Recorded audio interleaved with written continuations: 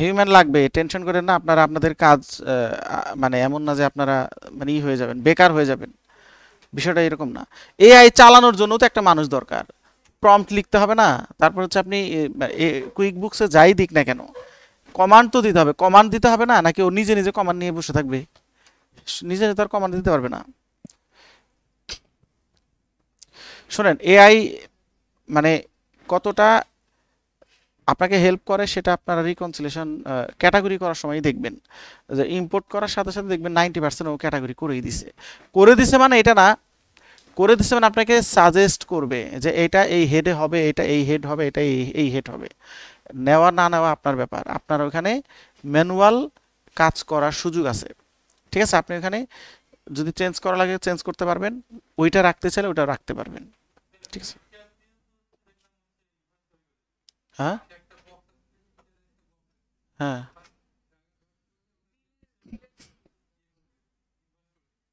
হুম। শোনেন, এআই আসবে, এআই থাকবে, অতএব টেনশন করার কিছু নেই। হ্যাঁ, বলেন।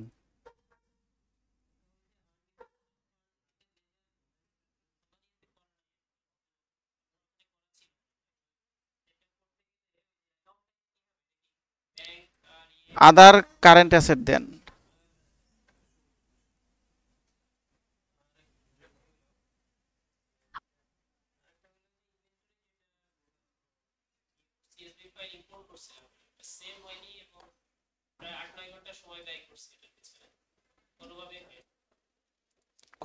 কোনটা কোনোভাবে হয় নাই?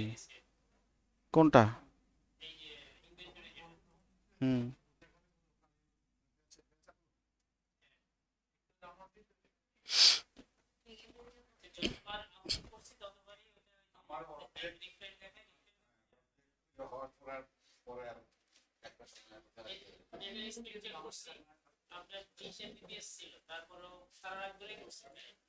কিসে ইম্পোর্ট?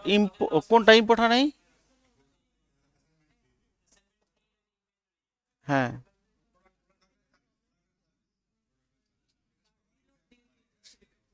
আচ্ছা, আমি নিজেই তো স্ট্রাগল করেছি আপনাদের সামনেই।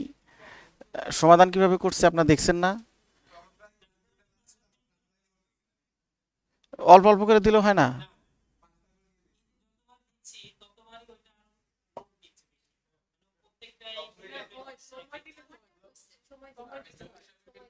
সময় দিন, সময় দিন। তাই?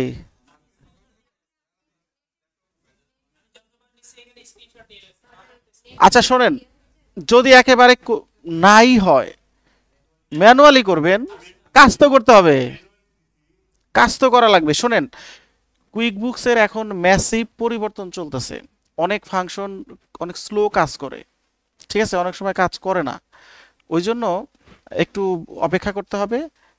সিস্টেমটা জানতে হবে যে কিভাবে করতে হয়, এটা আপনি জানেন কিনা, এটা জানলেই হবে। আর বাকিটা হচ্ছে যেমন হচ্ছে না, এটা তো আপনার দোষ না, সিস্টেমের সমস্যা, ঠিক আছে?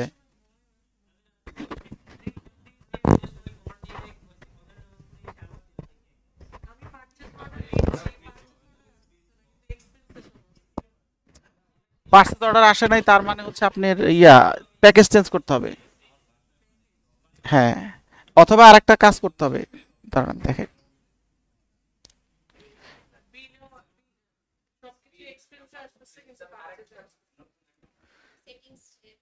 সেটিংস এর সমস্যা আছে, দাঁড়ান দেখাচ্ছি।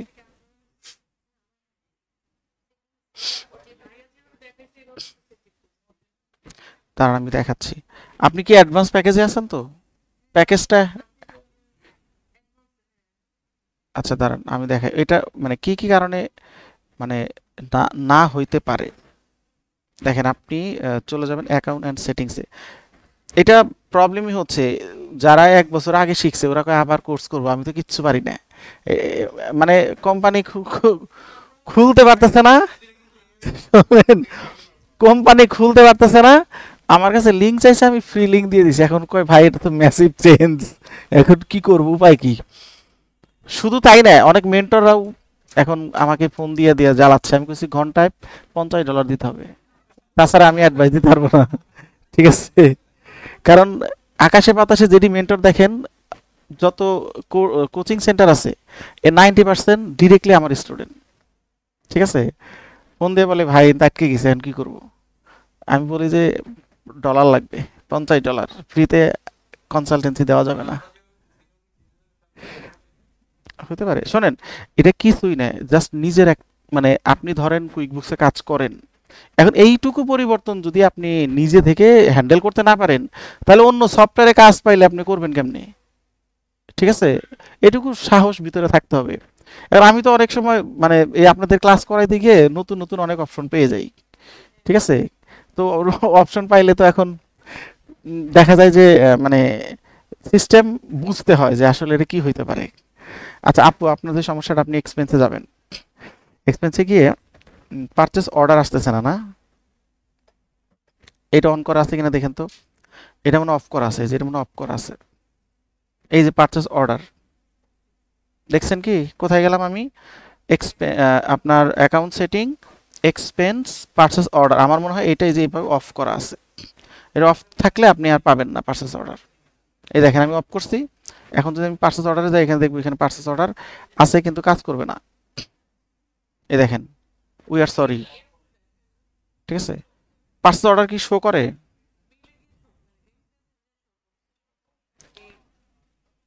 মানে আপনি কি এই পারচেস অর্ডার এখানে শো করে না? ও, পারচেস অর্ডার করার পরে খুঁজে পান না? আচ্ছা ওইটা বলেন। আচ্ছা আচ্ছা, ওইটাও পাবেন, দাঁড়ান আমি বলতেছি।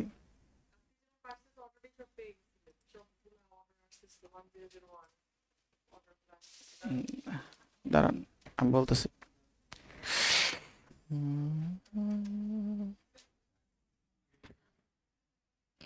আচ্ছা আমাকে বলেন আপনার মানে প্রবলেমটা।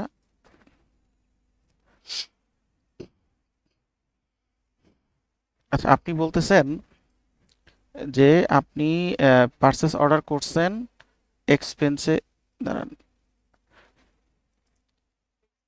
দাঁড়ান, এক্সপেন্সে গেছেন, এখানে গিয়ে,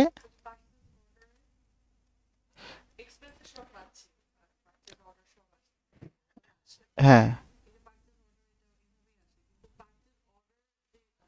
এখানে গেলে পান না,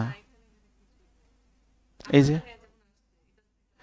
আচ্ছা তাহলে আপনি যেটা করবেন, ডেটটা দেখবেন কত পুরাতন, এখানে লাস্ট 12 মাসেরটা শো করে। যদি 12 মাসের বেশি পুরাতন হয় তাহলে এখানে শো করবে না। মানে কি, ওই জন্য, ওই জন্য শো করে নাই। আপনি নতুন একটা ডেট দিয়ে পারচেস অর্ডার করবেন জাস্ট ফর ট্রায়াল। ধরেন জুন মাসের একটা ডেট দিয়ে করবেন, যেমন এটা হচ্ছে কত তারিখ, জুন মাসের 1 তারিখ শো করছে। আমি আপনাকে একদম চাক্ষুষ দেখাই, ধরেন যে পারচেস অর্ডার করব, সবাই একটু খেয়াল করেন, সবাই একটু খেয়াল করেন। আমি বলি, দাঁড়ান দাঁড়ান, ধরেন এটাকে আমি 12 মাস বলছে তো, ধরেন 24 দেন, 24 দিয়ে জানুয়ারি দেন, তার মানে কি এটা 12 মাসের বেশি, তাই না, বেশি পুরাতন।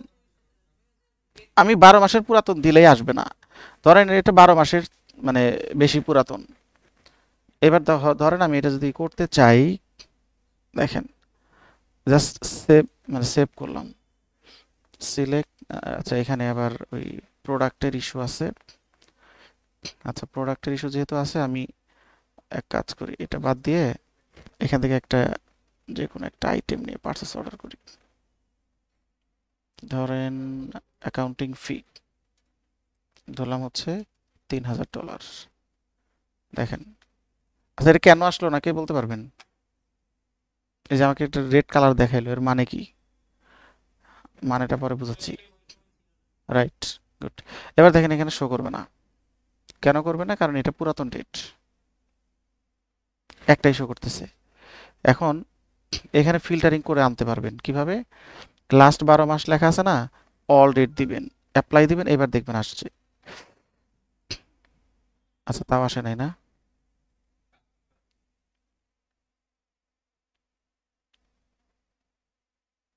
ও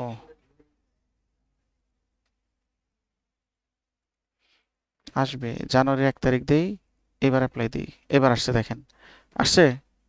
তাহলে আপনাকে আনতে হলে যে ফিল্টারে গিয়ে ডেট চেঞ্জ করে যেই ডেটে আপনি দিছেন, মানে 2001 দিছেন, তাহলে এখানে 2001 দেন, 1 দিয়ে এরপরে অ্যাপ্লাই দেন, তখন দেখবেন এখানে শো করবে। বুঝছেন? এটাই তো সমস্যা আপনার। আচ্ছা, আর কার কি সমস্যা বলেন? আর কার কোনো সমস্যা আছে? ট্যাক্স, আমি বলছি ট্যাক্স মানে দেখার দরকার নাই, আপনি শুধু টিক দিয়ে যাবেন।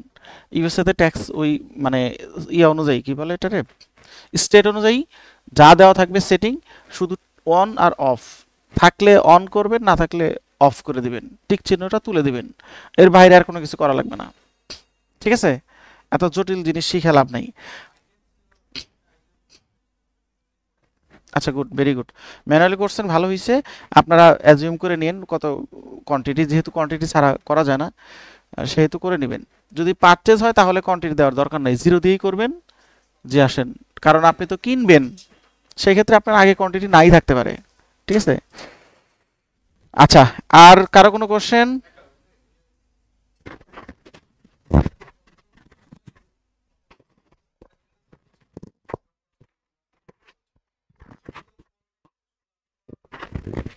ওই সেম ভাবে করবেন।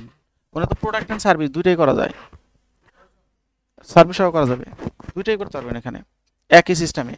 আচ্ছা দেখেন, আমরা আজকে যেটা করব, সবাই একটু নড়ে চড়ে বসেন, ভালো করে মনোযোগ দিয়ে দেখেন কি বলি কি করি। 783 না?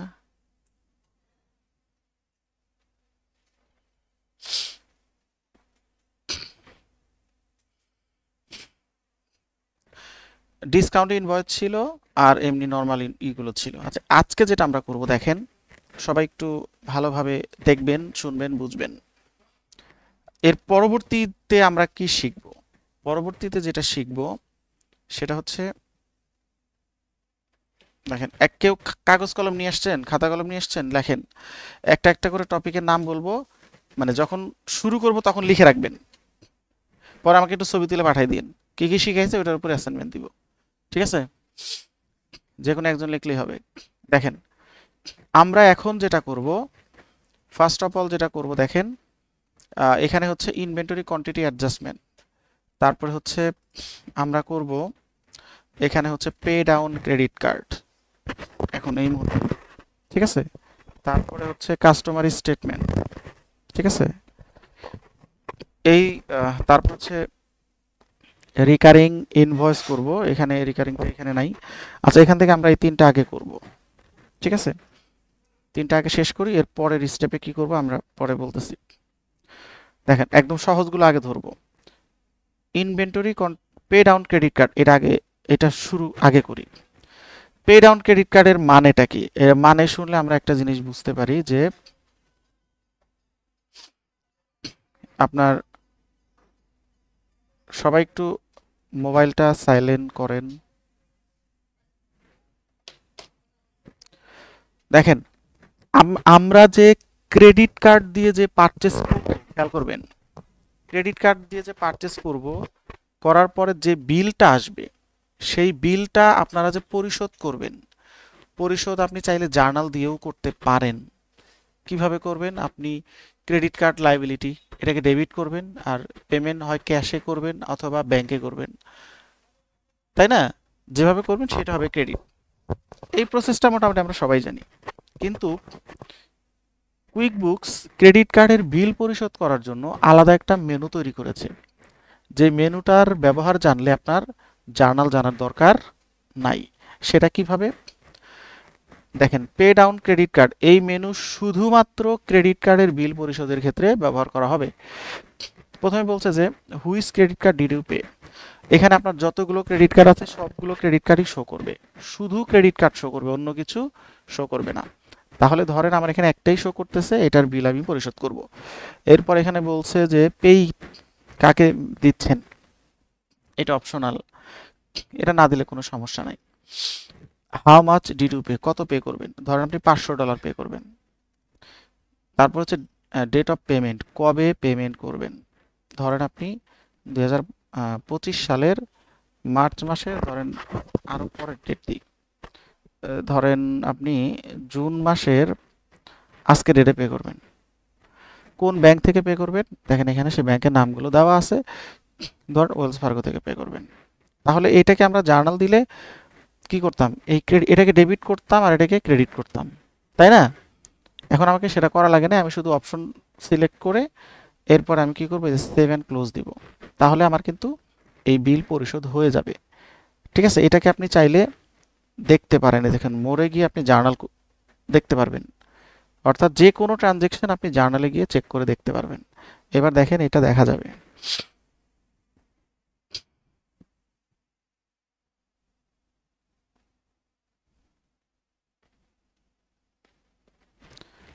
এখানে গিয়ে দেখতে পারবেন যে আপনার কোনটা ডেবিট কোনটা ক্রেডিট। আচ্ছা, ওয়েলস ফার্গো মানে সরি ক্যাপিটাল ওয়ান এটা ডেবিট আর ওয়েলস ফার্গো ক্রেডিট। ঠিক আছে,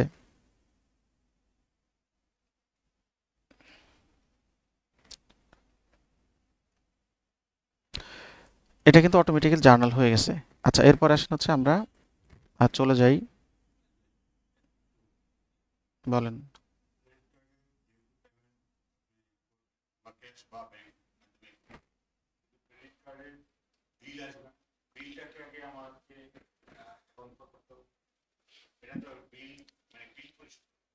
হ্যাঁ, আমি বলি, হ্যাঁ বিল আসতে হবে। আমি বলি, আপনি যখন পারচেস করতেছেন আপনার একটা ক্রেডিট কার্ড থাকবে, ক্রেডিট কার্ড অ্যাকাউন্ট থাকবে।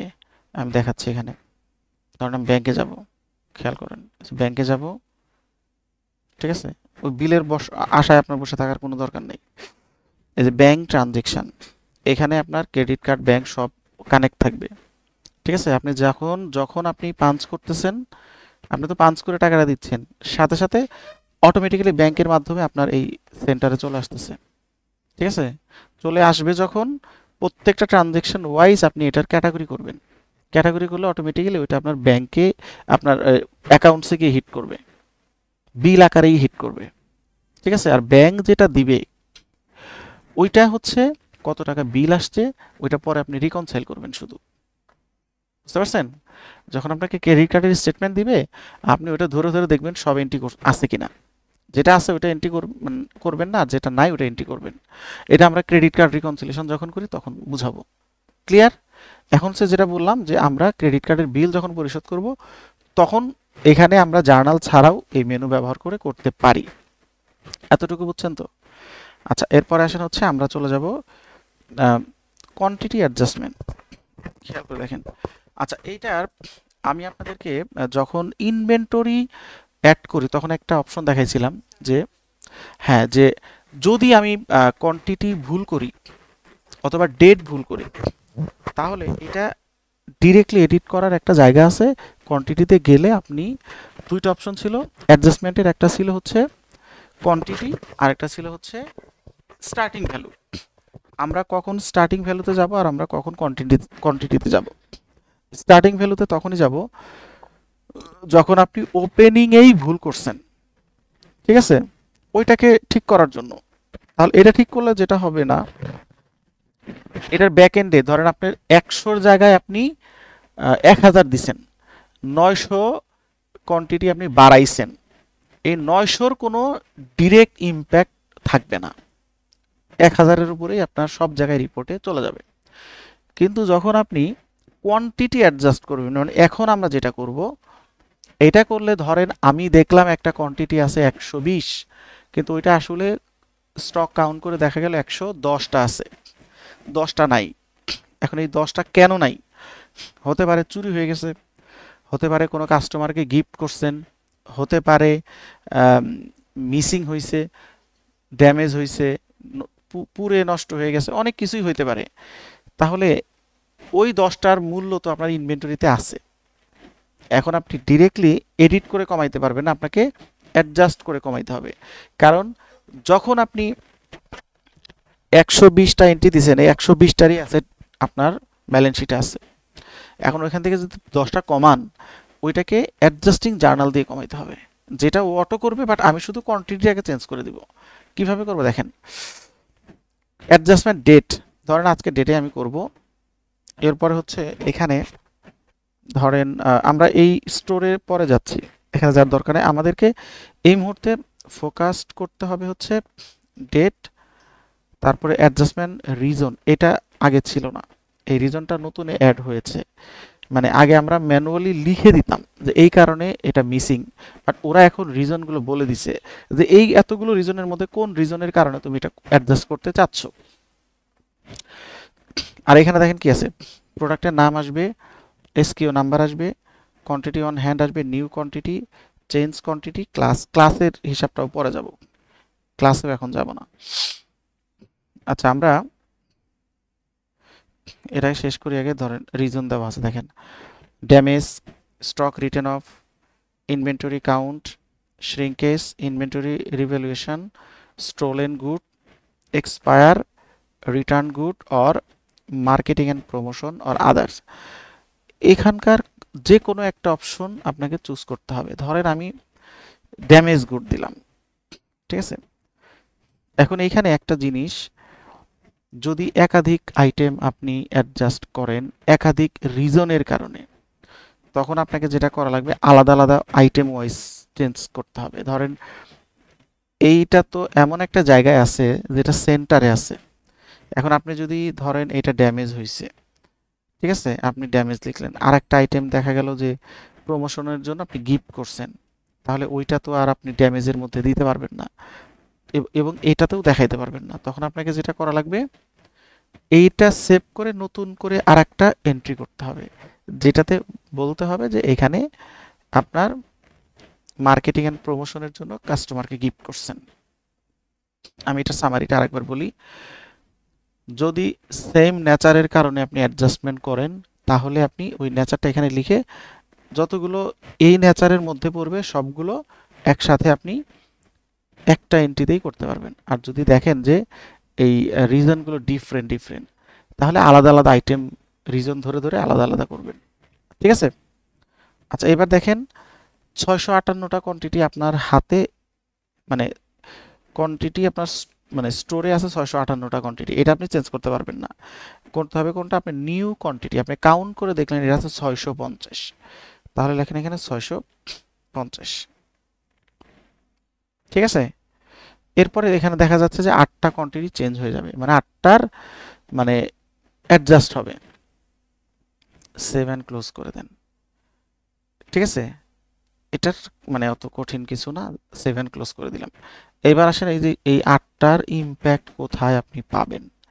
8টার ইম্প্যাক্ট পাবেন হচ্ছে, চলে যাবেন রিপোর্টে, দেখেন রিপোর্টে যাবেন, রিপোর্টে গেলে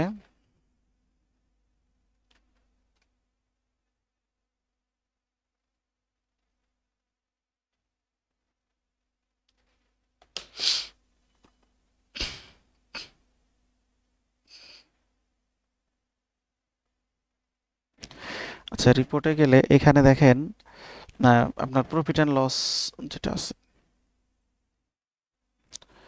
profit and loss, profit and লসে গেলে এখানে দেখেন আপনার অল ডেট দিয়ে যদি রান রিপোর্ট করি, এই দেখেন ইনভেন্টরি শ্রিঙ্কেজ $1000 চলে আসছে। এটা স্পেড আরো উপরে যেতে হবে, ইনভেন্টরি শ্রিঙ্কেজ $1630, এটা কস্ট অফ গুডস হলেই যাবে। এবং এই পরিমাণ টাকা আপনার কোত্থেকে ম্যানেজ হবে, ইনভেন্টরি থেকে ম্যানেজ হবে। আপনি চাইলে যেটা করতে পারেন, চাইলে আপনি এটা জার্নাল দেখতে পারেন, জাস্ট আপনি চলে যাবেন কোথায়, এটা অনেকগুলো রিপোর্টে হিট করবে। প্রথমত আপনার দেখেন, প্রথমত হিট করবে হচ্ছে ইনভেন্টরি শ্রিঙ্কেজ হিসাবে প্রফিট অ্যান্ড লসে, দ্বিতীয়ত হিট করবে হচ্ছে আপনার ব্যালেন্স শিটে, ব্যালেন্স শিট, ব্যালেন্স শিট দেখেন এখানে কোথায় যাবে, ইনভেন্টরি থেকে কমে যাবে। আপনি ইনভেন্টরির যে লেজারটা আছে সেই লেজারে আপনি যাবেন,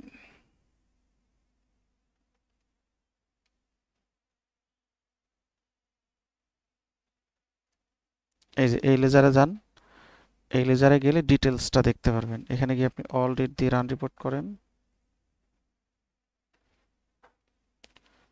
দেখেন এখানে গিয়ে আমরা রিপোর্টটা রান করি।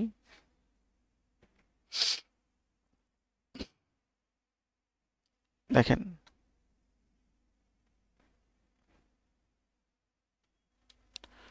এখানে কোয়ান্টিটি অ্যাডজাস্টমেন্ট দেখেন কোথায় লেখা আছে।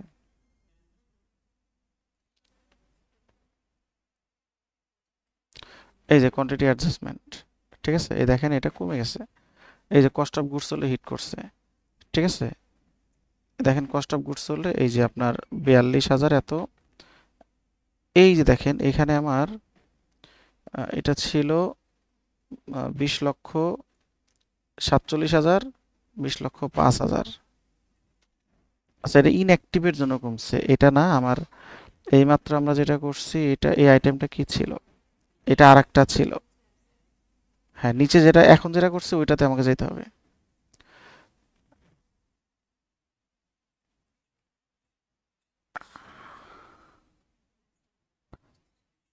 হ্যাঁ এই যে দেখেন 617, 625, এই যে এইটা হচ্ছে আমরা এখন করছি। এইবার দেখেন এই যে 320, 320 এখান থেকে কমে গেছে। আগে ছিল 19,95,910, এখন হয়ে গেল 19,95,590। অর্থাৎ আমি এখন একটা যেটা করেছি এটার জন্য আমার 320 ডলার আমার স্টক কমে গেছে, স্টকের ভ্যালু কমে গেছে। আর কোয়ান্টিটি কমছে কয়টা, কোয়ান্টিটি 8টা দিছিলাম না, কোয়ান্টিটি যে 8টা কমছে এইটা আপনি কোথায় পাবেন, এটা আপনাকে যাইতে হবে হচ্ছে ইনভেন্টরি ভ্যালুয়েশন ডিটেলসে। কারণ এখানে তো আর আপনি কোয়ান্টিটি দেখতে পারবেন না, এখানে আপনি দেখতে পারবেন হচ্ছে অ্যামাউন্ট, ইনভেন্টরি ভ্যালুয়েশন ডিটেলস।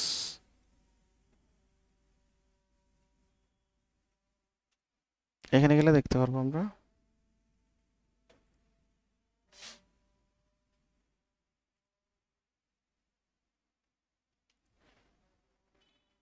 এখানে দেখেন আইটেমের নাম মনে আছে,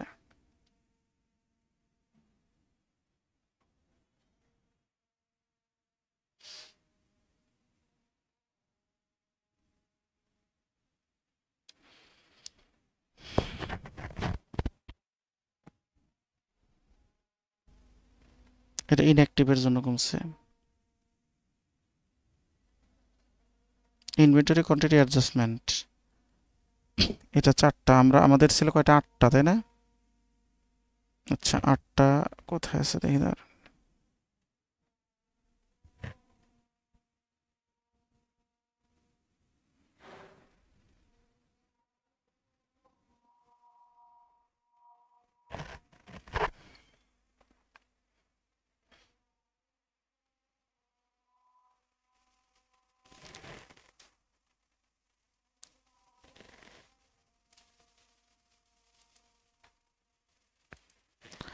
আইটেম ইনঅ্যাক্টিভ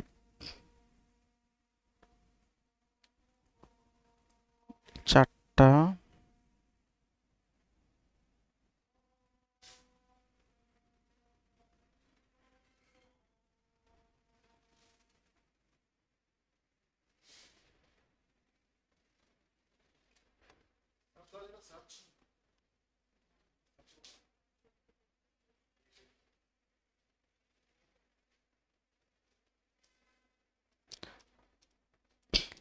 আচ্ছা আইটেমের নামটা আমরা আগে এখান থেকে নিই, আইটেমের নামটা নিলে বের করতে পারবো, যে এখান থেকে আইটেমের নামটা নিই তাহলে সার্চ করে বের করতে পারবো।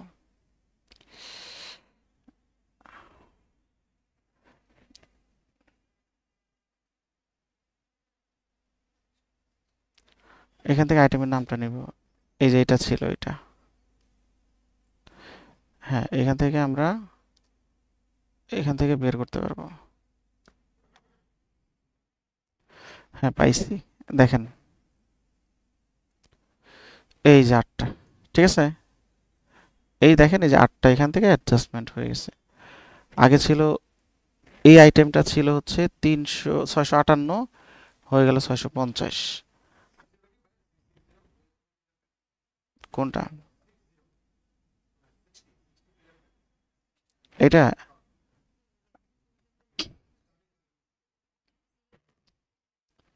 এটা সিরিয়াল নাম্বার, হ্যাঁ এটা সিরিয়াল নাম্বার, মানে 60টা কোয়ান্টিটি আছে না, মানে 60টার মধ্যে এটা সিরিয়াল নাম্বারে আসছে। আচ্ছা এই সিরিয়ালটা হলো আপনার, মানে আপনি যখন ইনভেন্টরি অ্যাড করছেন অথবা আপনি যখন হচ্ছে করবেন মানে ট্রানজেকশন করবেন, এখন করলে এটা 61টা হবে। এই যে এখানে ছিল, এই যে এটা রেফারেন্স নাম্বার, এটা এটা হচ্ছে ধরেন এখন যদি আরেকটা করেন এটা না, এটা হবে 61। ঠিক আছে, এটা আর কি। আচ্ছা আশা করি কোথায় কোথায় ইম্প্যাক্ট পড়ে বুঝতে পারছেন। এখন দেখেন স্টেটমেন্ট, স্টেটমেন্ট স্টেটমেন্টটা যদি আমরা দাঁড়ান এখান থেকে না করে সরাসরি ধরেন আমরা চলে যাই হচ্ছে সেলসে। সেলসে গেলে এখানে ধরেন আমরা কাস্টমারে চলে যাব। কাস্টমারে গিয়ে মানে এটা হচ্ছে আপনার কাস্টমারের লেজার, এটা হচ্ছে ইয়ার সাথে শেয়ার করা, কাস্টমারের সাথে শেয়ার করা যে তোমার লাস্ট মান্থে এই পরিমাণ তুমি আমার কাছ থেকে কিনছো, তোমার কাছে এত টাকা পাবো, অথবা কতগুলো ইনভয়েস নিয়েছো, কতগুলো পেমেন্ট দিছো, তার একটা হিস্টোরি বা তার একটা রিপোর্ট আকারে তাকে প্রকাশ করা। আমরা এখানে এমন একটা দিয়ে করব যেটাতে ট্রানজ্যাকশন মোটামুটি আছে, ধরেন এটাতে মোটামুটি আছে, এটাই আমরা ধরেন এই ব্যক্তিকেই ধরে আমরা একটা রিপোর্ট রান করব। আচ্ছা, এই রিপোর্ট এবিসি ফার্মা, দেখেন এখানে রিপোর্ট কয় ধরনের হয় সেটা জানতে হবে।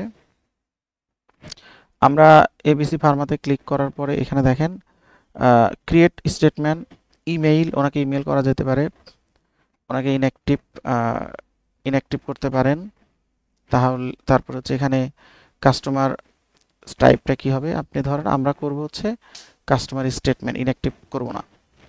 আচ্ছা এখানে ডেট, আজকে ডেট দেখানো হচ্ছে, বাট মূলত আপনি কয় ধরনের টাইপ রিপোর্ট আছে, একটা হচ্ছে ব্যালেন্স ফরওয়ার্ড। এই রিপোর্টের ধরন হচ্ছে যে এই রিপোর্টে এটা হচ্ছে একটা লেজার, মানে কোনো একটা মানে পার্সনের লেজার যদি মেইনটেইন করেন তাহলে যে ধরনের তথ্যগুলো মানে আপনি রিপোর্টে পান, যেভাবে পান এখানেও ঠিক সেরকমভাবে রিপোর্টটা আসবে। ধরেন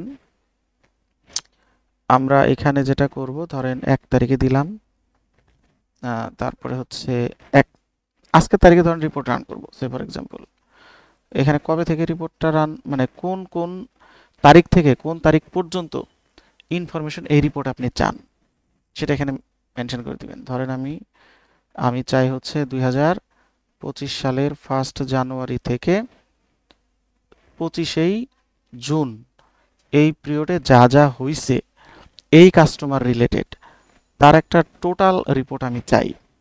দেখেন করে আপনি প্রিন্ট অ্যান্ড প্রিভিউতে যাবেন, এবার দেখেন আপনাকে একটা রিপোর্ট দেখাবে, এই সেই রিপোর্ট।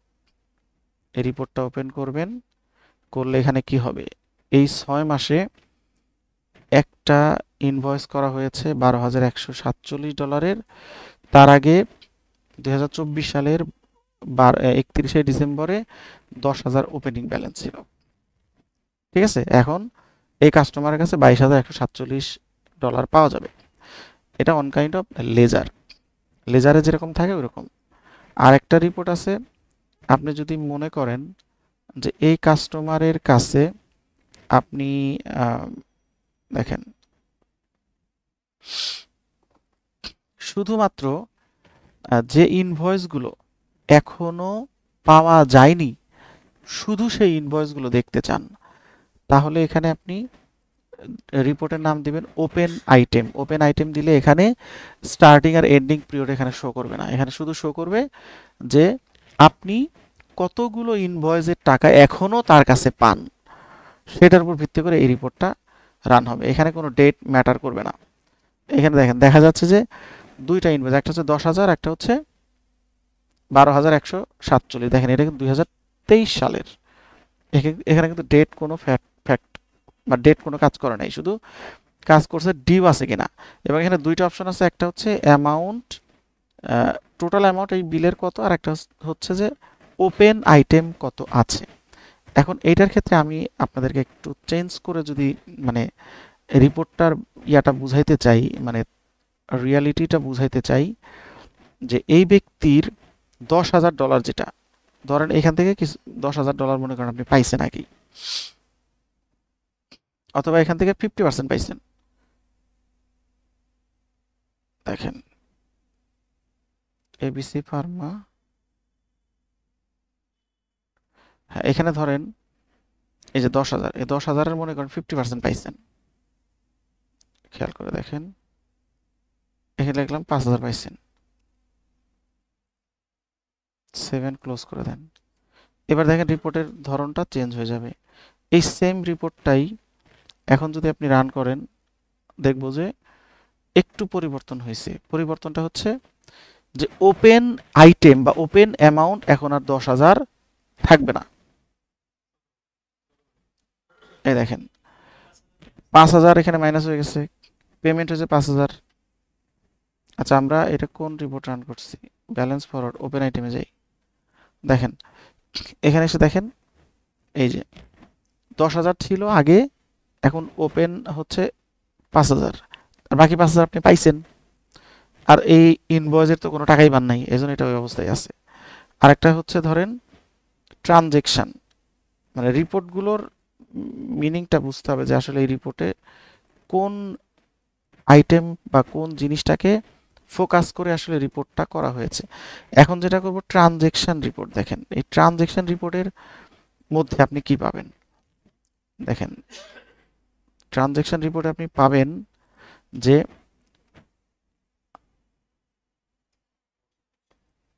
নামাজের ছুটি দিব, ব্রেক দিব। দেখেন এবার দেখেন এখানে যেটা বলছে এখানে আবার একটা পিরিয়ড দিতে হয়।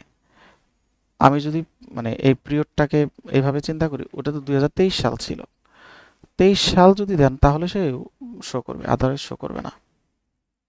ধরেন আমি 23 জানুয়ারি থেকে আজকের ডেট পর্যন্ত এই রিপোর্ট রান করব, তাহলে যেটা করবে ও ওই যে 10,000, ওই 10,000 এখানে আসবে এবং ও এখানে এইভাবে বলবে এই পর্যন্ত সেম। দেখেন প্রথমত এই পর্যন্ত ওই ওপেন আইটেমের মতো এই পর্যন্ত সেম।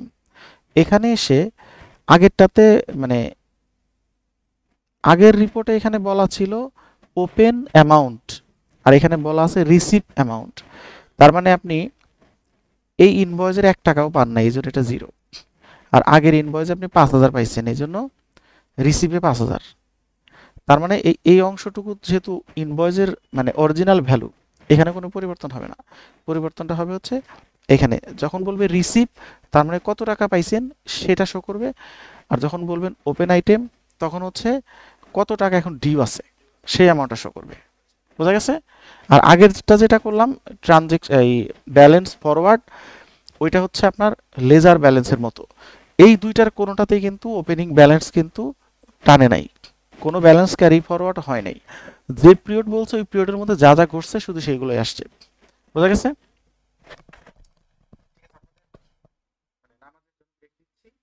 7:05 বাজে, 7:25 মধ্যে চলে আসবে, 20 মিনিট ব্রেক।